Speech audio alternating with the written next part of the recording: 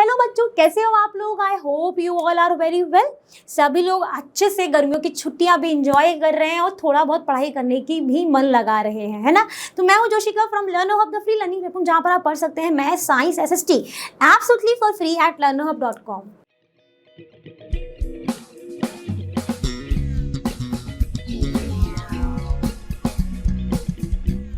तो आज हम डिस्कस करने वाले हैं क्लास 7 का इंटीजर्स का remaining exercise which is your exercise 1D and exercise 1E। तो आर यू ऑल एक्साइटेड? और सभी लोगों ने पिछले जो लेक्चर्स हैं उनको देख रखा होगा, मैं ऐसी उम्मीद कर रही हूँ, और जिसने भी नहीं देखा है वो जाके देख लेंगे अभी।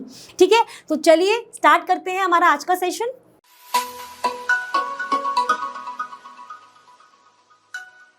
So the question is, the sum of two integers is minus 23.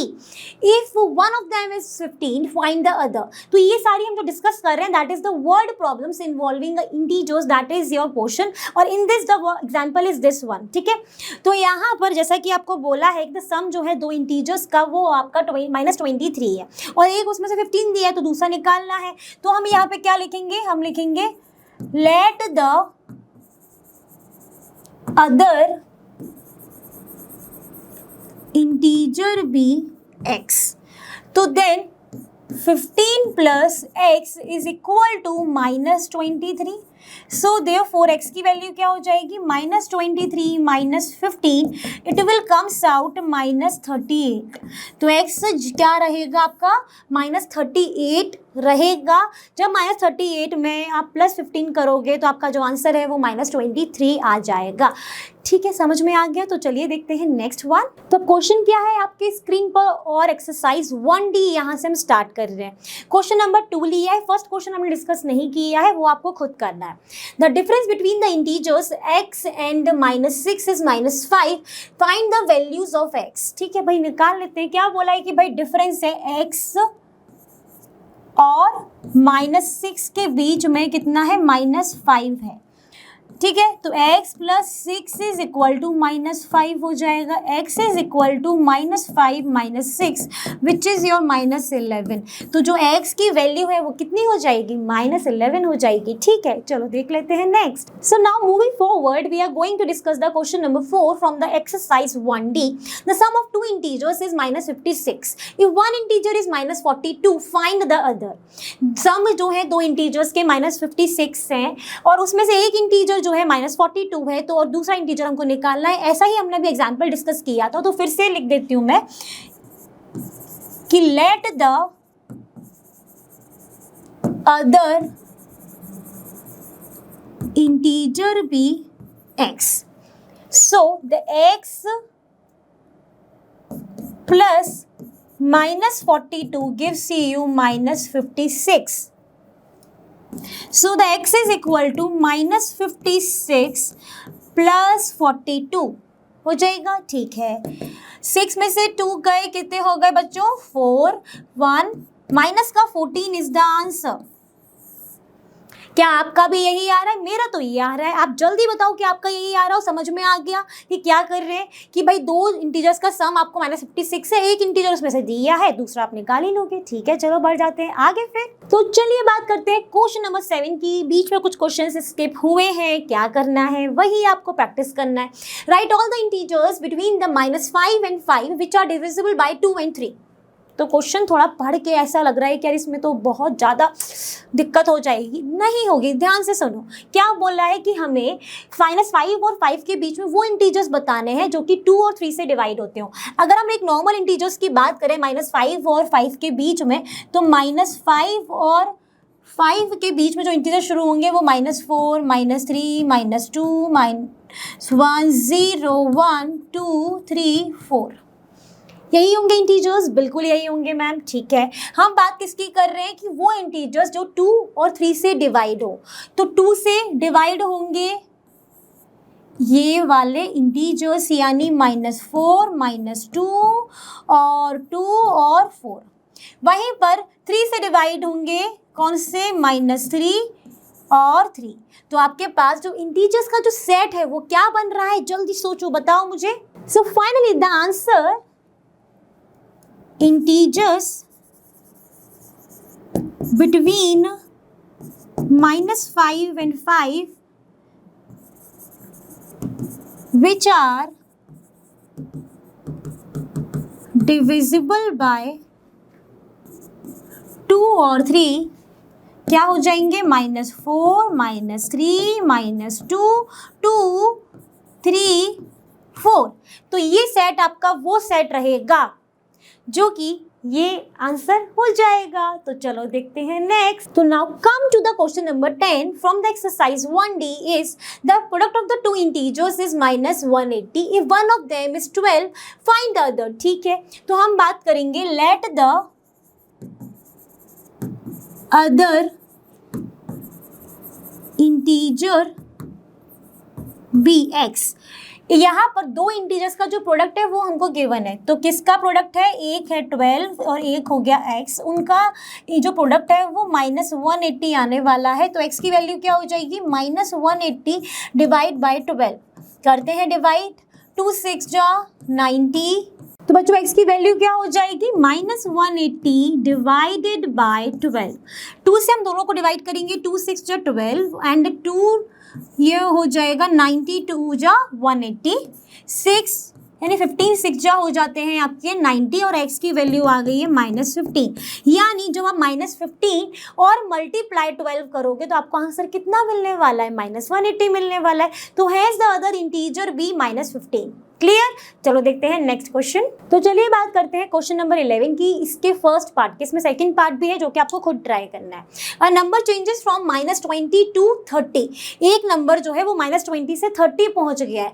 तो क्या उसमें इंक्रीज और डिक्रीज हुआ है? सोचने वाली बात है। तो हम देखेंगे क्या हो गया कि एक नंबर -20 से 30 हो गया, तो चेंज जो है वो कितना हुआ है? -20 -30 इट विल कम्स आउट -50। और यहाँ पर आप बोलोगे there is an increase in the number which are going to change to the -50। ठीक है, -20 से वो 30 हो गया था, तो उसमें कितना रिक्वायर्ड चेंज हुआ है हमने वो निकाल लिया और बता दिया कि वहां पर जो है वो इंक्रीज हुआ है। तो चलिए हम आ चुके हैं अपनी एक्सरसाइज 1E पर, जिसके हमने स्टार्टिंग के क्वेश्चन स्किप किए और डायरेक्टली हम क्वेश्चन नंबर 4 पर आए हैं, क्योंकि वो क्वेश्चन आप डायरेक्टली कर लेंगे।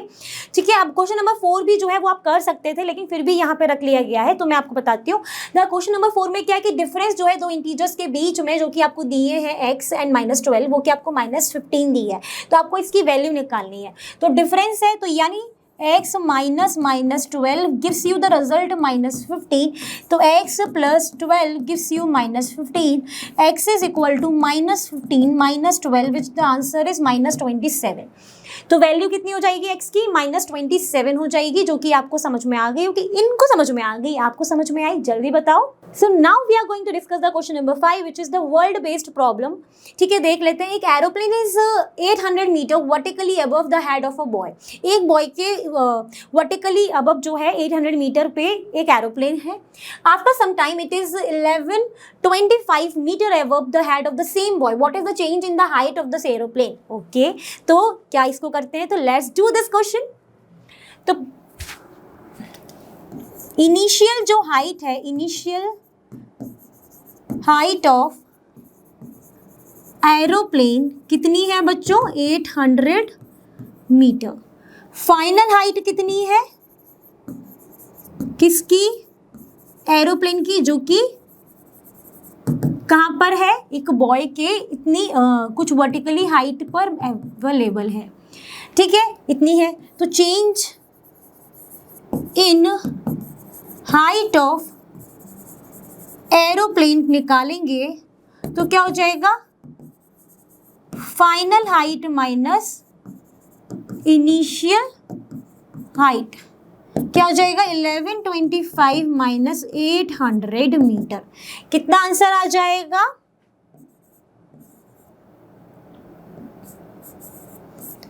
325 मीटर इज द आंसर। कितना चेंज हुआ है एरोप्लेन की हाइट में? 325 मीटर के चेंज हुआ है। ठीक है, देखते हैं नेक्स्ट। तो चलिए बात करते हैं question number 7 from the exercise 1E, जिसमें देखोगे right 2 integers each of which is smaller than the -3। -3 से छोटे इंटीजर्स कौन कौन से हो सकते हैं? -5, -4। देखो ये 5 और 4 देख के क्या लगता है ना कि ये तो बड़े होंगे, बट यहाँ पे नेगेटिव साइन है तो ये छोटे होंगे -3 से, ठीक है। बट यहाँ पर वो छोटे इंटीजर्स जो है, लेकिन उनका जो डिफरेंस है वो -3 से ग्रेटर होना चाहिए, बिल्कुल। तो देयर डिफरेंस अगर निकालोगे तो क्या हो जाएगा? -4 -5, it is -4 + 5 which is equal to 1, और 1 is definitely greater than the -3। तो नो कंफ्यूजन, हमने इस क्वेश्चन को सॉल्व कर लिया। आप कोई भी रैंडमली 2 छोटे इंटीजर्स को चूज कर सकते हो जो कि -3 से छोटे हो, और उनको आप चेक कर सकते हो क्या उनका जो डिफरेंस है वो ग्रेटर आ रहा है, तो वही आपका आंसर हो जाएगा। तो चलिए देखते हैं नेक्स्ट। तो चलिए बात करते हैं question number 8 from the exercise 1E, और दिस टाइप ऑफ क्वेश्चन हमने बहुत किए हैं स्टार्टिंग में इंटीजर्स के चैप्टर्स के। जिसने भी वो वीडियोस नहीं देखे तो आप उन वीडियोस को देखिएगा, मैंने बहुत अच्छे से ये चैप्टर में ये वाला जो कंसेप्ट है वो पढ़ाया है। देखो यहाँ पे कितनी जल्दी हो जाएगा कि क्या इवैल्यूएट करना है। -1 का आपने मल्टीप्लाई किया है 60 times, so 60 is the even number. Even है ना, जब भी हम नेगेटिव इंटीजर्स का मल्टीप्लिकेशन करते हैं इवन टाइम्स तो क्या आता है? उसका रिजल्ट पॉजिटिव आता है, बिल्कुल आता है। तो जो पॉजिटिव आता है तो ये क्या आ जाएगा? इसका 1 इसका आंसर हो जाएगा। Same number with the sign positive कब आता है? जब आपने उसको इवन टाइम्स उसने मल्टीप्लाई किया। अगर ये और टाइम्स होता तो आपका नेगेटिव होता विद द सेम नंबर, ठीक है। चलो देखते हैं नेक्स्ट। तो चलिए बात करते हैं question number 10 from the exercise 1E। इसका फर्स्ट पार्ट हम डिस्कस कर रहे हैं, सेकंड पार्ट आप खुद करेंगे। इफ x मल्टीप्लाई, ये मल्टीप्लाई है नॉट x, ठीक है, ये x है। x multiply -1 is equal to -36, is x positive और नेगेटिव? बहुत सिंपल है, x का आप मल्टीप्लाई कर रहे हो -1 के साथ, रिजल्ट आ रहा है -36। तो x की जो वैल्यू है वो क्या रहेगी? जब न्यूमरेटर और डिनोमिनेटर में दोनों ही साइन जो हैं वो सेम साइन होते हैं तो आपका जो रिजल्ट है वो पॉजिटिव आता है। ये प्रॉपर्टी हमने स्टार्टिंग में पढ़ी थी। तो आपका जो x है वो पॉजिटिव इंटीजर आया, कितना आया? 36 आया, ठीक है। अब बढ़ते हैं आगे। तो चलिए बात करते हैं question number 11 from the exercise 1E। इसमें आपका कंसेप्ट यूज होगा डी मास वाला। इसका हमने 7th पार्ट लिया है जो कि आपके सामने है। तो यहाँ पे मैं क्या लिखूंगी? मैं लिखूंगी यूजिंग डी मास कंसेप्ट को यूज कर रहे हैं, यानी पहले हम डिवाइड करेंगे। तो -8 -6 9 -11 प्लस 18 डिवाइडेड बाय -3। अब मुझे आप ये बताओ, क्या डी मास यहाँ पे डायरेक्टली यूज होगा? तो फिर यहाँ पे ब्रैकेट्स क्यों दिए? हमने ब्रैकेट्स वाले भी रूल पढ़े थे कि सबसे पहले हमको ब्रैकेट ओपन करना हो। सबसे पहले कौन सा करते हैं हम? पैरेंथेसिस या फिर स्मॉल ब्रैकेट। तो इसको ओपन करेंगे। अगर यहाँ पर आपका विनुकुलम होता तो पहले विनुकुलम को ओपन करते, ठीक है। -8 -6 9 -11 है, यानी कितना आएगा? मल्टीप्लाई में -2 प्लस 18 डिवाइडेड बाय -3 करली ब्रैकेट -8 -6 मल्टीप्लाई -2। नाउ फिर क्या करेंगे? डिवाइड करेंगे तो आपका आएगा -6 -8 -6 मल्टीप्लाई -2 -6। अब क्या होगा? डिवाइड के बाद पहले मल्टीप्लाई होगा, तो मल्टीप्लाई करोगे -8, ये आप मल्टीप्लाई कर लो तो ये आएगा 12 -6, ये हो जाएगा -8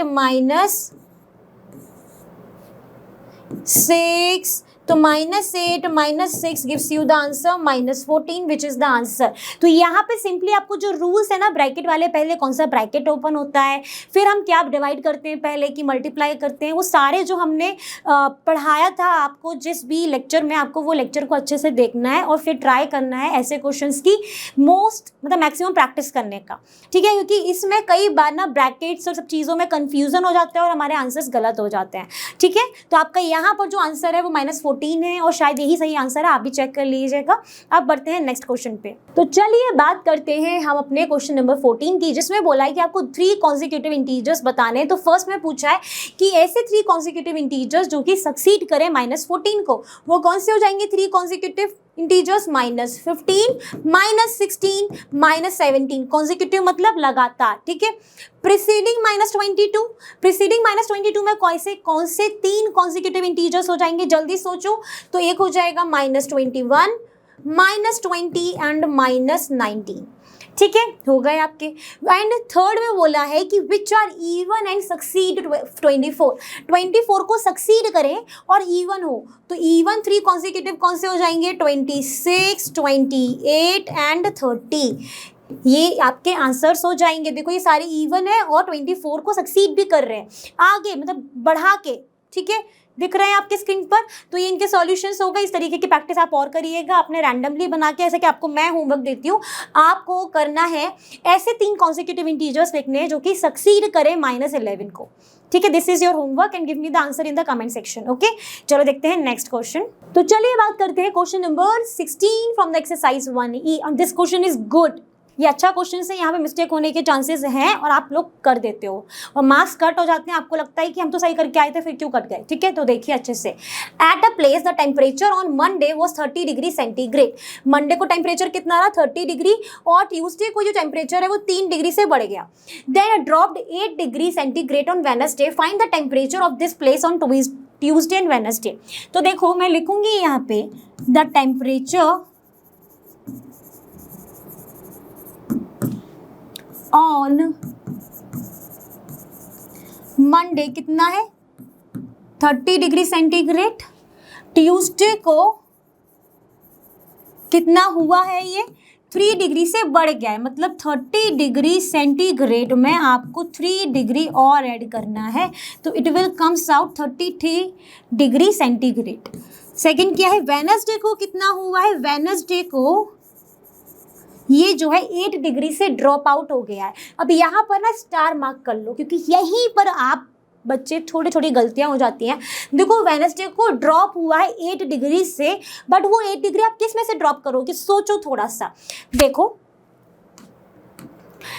ट्यूसडे के बाद वेडनेसडे आया है, बिल्कुल ना, तो ट्यूसडे को जो टेम्परेचर रहा होगा उससे आप माइनस करोगे 8 डिग्री, जो कि आपको वेडनेसडे को टेम्परेचर रहा होगा। ऐसा तो होगा नहीं कि मंडे के बाद ट्यूसडे को पहले ही इंक्रीज हो गया, फिर वेडनेसडे को डिक्रीज हुआ, तो मतलब वेडनेसडे को जब वो डिक्रीज हुआ तो ट्यूसडे को कितना रहा, उसमें से डिक्रीज हुआ होगा ना। समझ में आ रही है बात, ठीक है। तो 33 डिग्री सेंटीग्रेड में से आप 8 डिग्री सेंटीग्रेड को माइनस करेंगे, ठीक। कितना आ जाएगा आपके पास आंसर, सोचो।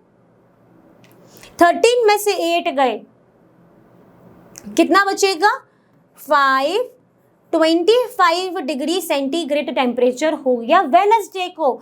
इसको मैंने स्टार मार्क इसीलिए कराया है क्योंकि कई बार हमसे गलती क्या होती है, हम जल्दबाजी में जो 30 + 3 कराए 30 - 8 कर देते हैं, वहीं पर सारा खेल खराब हो जाता है, ठीक है। इसलिए मैंने यहाँ पर इस चीज़ को स्पेसिफिकली पॉइंट आउट किया है, ठीक है, एम्फेसाइज करके बताया आपको। चलो देखते हैं next question. Now come to the question number 23 from the exercise 1E and this question is very important, क्योंकि ये अच्छा क्वेश्चन है एक, जहाँ पे देखेंगे आप कि in a class test containing 20 questions, एक टेस्ट में कितने टोटल क्वेश्चंस हैं, 20 क्वेश्चंस हैं, ठीक है, जिसमें से 5 marks are given for every correct answer. 20 questions अगर कोई सारे सही कर देता है तो उसे हर एक क्वेश्चंस के 5 मार्क्स मिलेंगे, मतलब, ठीक है, और -3 मार्क्स कट होंगे अगर आपने एक भी आंसर गलत कर रहे हो, मतलब अगर ईच इनकरेक्ट आंसर पे आपके -3 डिडक्ट होने वाले हैं। तो स्टूडेंट जो है क्लास में उन्होंने अटेम्प्ट किया ये पेपर, जिसमें से उनके 12 जो है वो करेक्ट हुए। Find out the score of this student, ठीक है। तो आप लिखोगे कि टोटल क्वेश्चंस कितने हैं,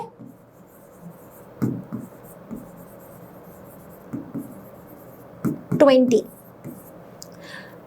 स्टूडेंट